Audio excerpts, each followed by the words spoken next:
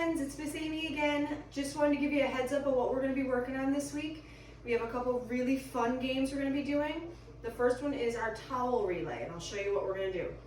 First couple things you're going to need a pair of shoes or slippers, whatever you want. We're going to put them end to end like this and make a finish line. And then we're also going to put another pair down at the other end and make a starting line. You're going to need a beach towel or a bath towel. I just grabbed a beach towel because I had one out. We're going to start way down here, okay, at the starting line. And at this end, we're going to put a bunch of stuffed animals or small toys. You only need about 5 or 6.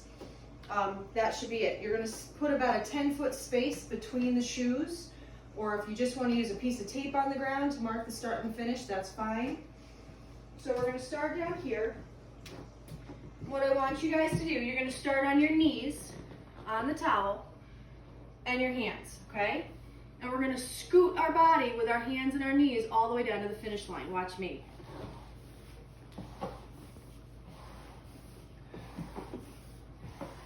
Okay? When you get down to the finish line, grab a toy, and then we're going to flip over on our bottom, and we're going to scoot back on our bottom.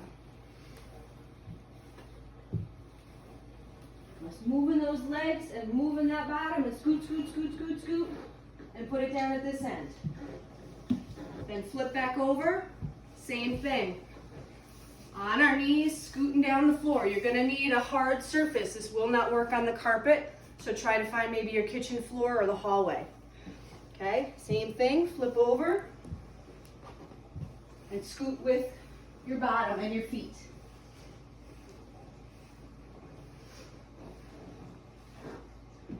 Good. And see if you can get all 5 animals back and forth with about 10 feet in between. That's our first game.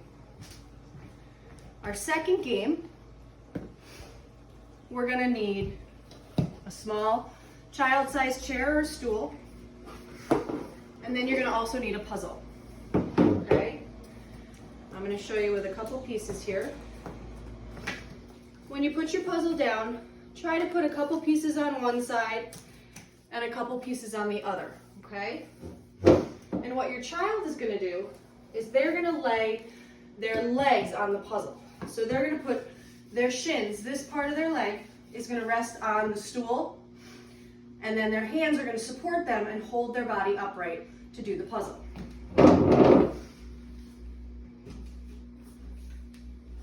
So they're almost in a push-up position with their legs supported on the stool and the rest of their body weight is holding up on their arms. And then we're going to try to put the puzzle pieces together.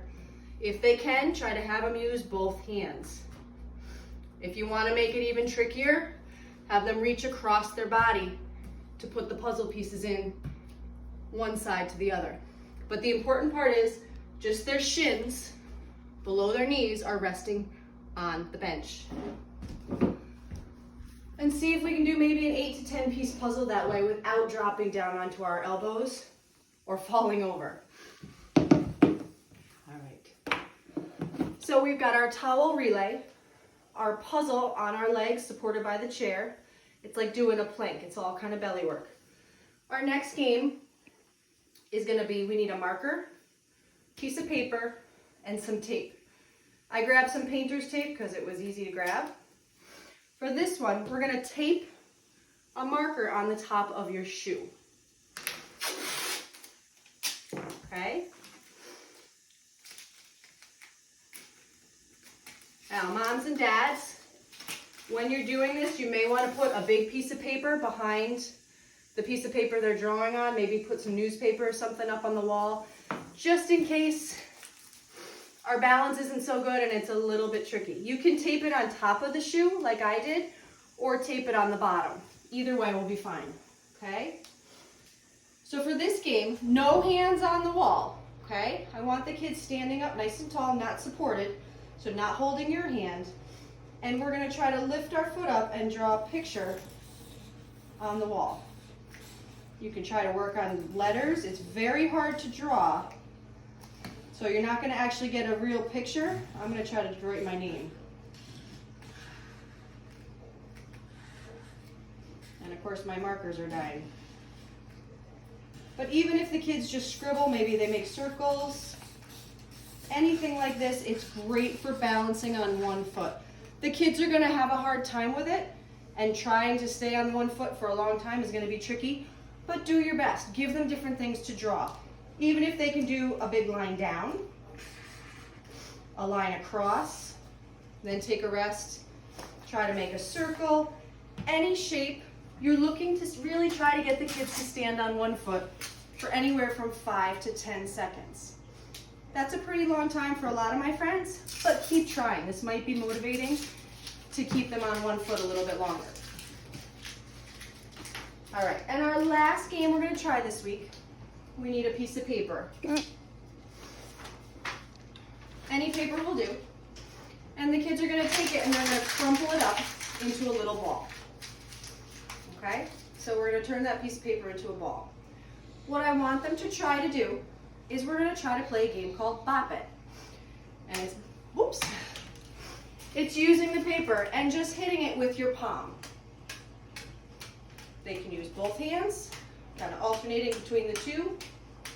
Okay, to make it a little bit harder, if that game's easy, you can take stuffed animals and make a circle, make a smaller space for them to stay in, because probably they're going to be moving all over the kitchen and bouncing and walking.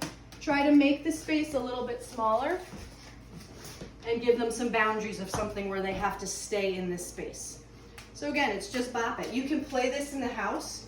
You can try to bop it back and forth between each other and try to play like a little game of volleyball. All right? So those are the games we're going to work on this week. I'm going to give you a list of the things we're going to need to collect so that we can be successful during our sessions. Hopefully this gives you some more ideas. I hope you all got outside yesterday enjoying the nice weather, and I will see you this week. Bye-bye.